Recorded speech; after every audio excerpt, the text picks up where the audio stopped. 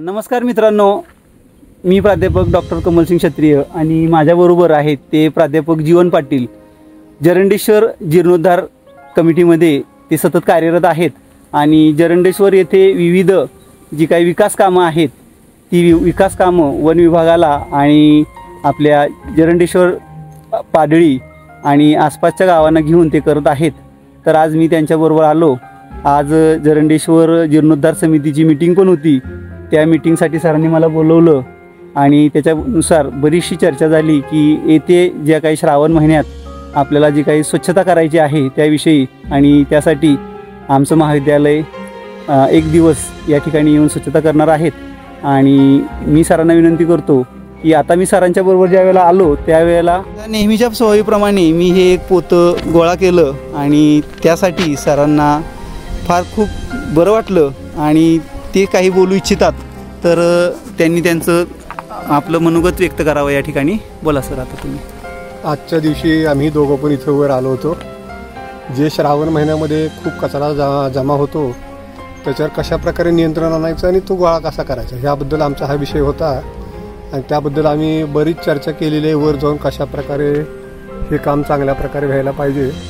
आणि येता येता सरांनी एक पिशवी घेतली आणि त्यामध्ये एक पिशवीभर त्यांनी हे आज कचरा गोळा केलेला आहे. हा त्यांचा नेहमीचा उपक्रम आहे. ते दरवेळी ते गेले की पिशवी घेऊन जातात, अशी मोठी एवढा काही ना कचरा गोळा करून खाली आणतात. हे जे आहे ते सर्वांनीच केलं तर काय होईल की दरवेळीच आपण हे श्रावण महिन्यात उपक्रम करणार आहे, इतर वेळी काही हे शक्य होणार नाही. त्यावेळी पण काय असणार आहे, कचरा पडत असतो, तर तो पण साफ होणं अतिशय आवश्यक आहे. धन्यवाद सर.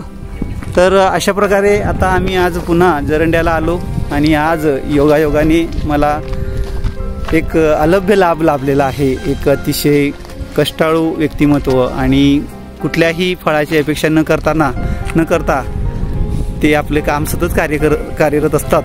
तर अशा या जीवन पाटील सरांचे मी पुन्हा या जरंडेश्वराच्या वतीने आज मी आभार मानतो. आणि अतिशय प्रसन्न आणि निसर्गरम्य वातावरणामध्ये आज आमची ही भेट झाली.